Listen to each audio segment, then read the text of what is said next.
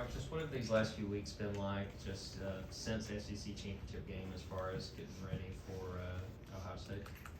Yeah, I mean, we started off kind of focusing on ourselves and getting like our schoolwork done and everything, and then kind of transitioned to Ohio State and been working on them a lot and just meeting and just doing our usual thing before the game.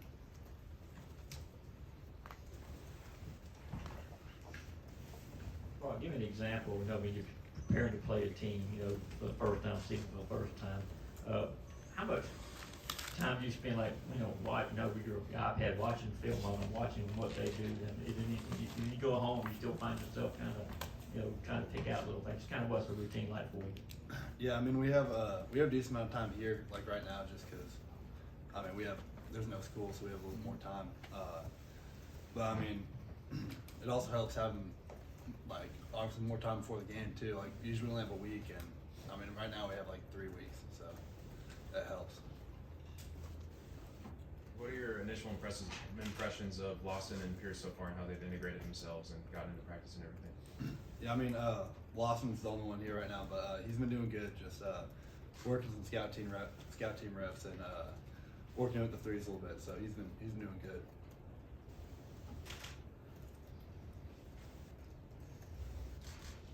I believe you were an early enrollee when you signed in 2021. How beneficial was getting here early and having that, you know, experience in the spring helpful for you in terms of getting integrated into college football? Yeah, I mean, it helped me so much just because there's so much to learn, like in the playbook, and just I've learned so much football since I got here. Like, it's more than just running around and catch the ball and run with it. Like, you have to like read stuff and everything like that. So, and also adjusting to the speed, because it's a completely different speed, obviously, in high school. So, yeah, it helped me a ton. How are the general preparations going for Ohio State? What have you learned about them? And coming up on the Christmas holiday, just wondering, will you go back home or will you stay here the whole time? Yeah, I mean, we're just preparing for them like any other team. I mean, trying to keep our same schedule throughout the weeks, and I mean, it's nice having more time to focus on, like I said before. And yeah, I'm going home for Christmas. Yeah, like 2 days. We have like 2 or 3 days, so it'll be nice. Brock, time was that there were only a few tight ends on the squad, and you only signed 1 in a class. Georgia's signed 2 this year, maybe not done. Why has that changed? Is it unique to Georgia, or do you even, like, within the tight end room, are there like different positions? Do you kind of consider one guy one type of tight end, another guy another type of tight end? Yeah, I mean, I guess there's kind of 2 different positions. Like, whenever like me and Darnell are obviously a lot different. Like, he'll play Y and I'll play F most of the time when we're in together. But then when there's just one tight on the field, I mean, we're playing the same position. So it's a little bit different, like the plays we run with each other. But yeah. Has that helped, like, in terms of how many snaps y'all get and everything? And basically, you're both starters. Does that help not scare people away from wanting to come to a place that already has tight ends? Yeah, I mean, I feel like what they tell the recruits is just like, if you can play, we'll get you in. So I feel like that kind of helps their mindset, 'cause that's what they told me. And I mean, just got to prove yourself, and then they'll find a spot for you somewhere.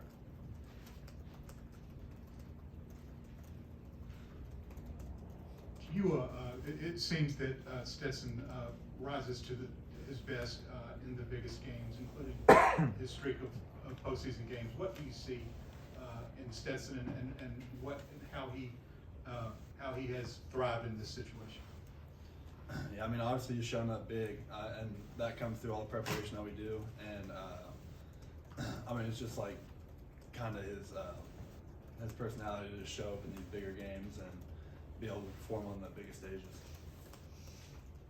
Brock, what kind of growth have you seen from Oscar over his first year?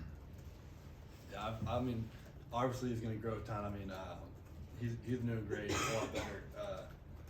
Like, knowing what to do, because that's a huge part of it, is building trust with the coordinator and the quarterbacks and your own coach. And he's been making more plays and, you know, just getting stronger, faster. I mean, he's just learned a lot, I feel like, since he got here. Michigan was able to put up a lot of points on Ohio State's defense. Is there any particular thing about the way that they attacked him that stands out to you, and how you guys could maybe use that to your advantage as well? I mean, yeah, we've just kind of been picking out plays and picking out certain plays, and I mean, kind of using versions of them in order to help our offense and seeing what to attack against them, like what works against them and what doesn't. So it's always helpful to have like a whole season of film on a team, like at the end of the year right now, have time to dissect it and everything like that. Yeah, following up on Oscar, it seems like y'all were fairly similar body types, at least when y'all first got here. What had you tried to teach him about what he needs to do in terms of blocking and getting stronger and all those kinds of things you got to do in your first year at a program like this? Yeah, I mean, he's already strong. Like he's obviously super athletic, and I think most of it for him is just building trust, like I said, and kind of like the only way to do that is just do it every single day, and that's all it really takes for him, is just for him to be able to be super consistent in what he does throughout the days. How big a deal was winning the Mackey Award for you this year after just missing out as a freshman? I mean, it's nice to have those like individual accolades, but I mean, we still got 2 more games to finish out this year, and I mean, just want to win them all. So,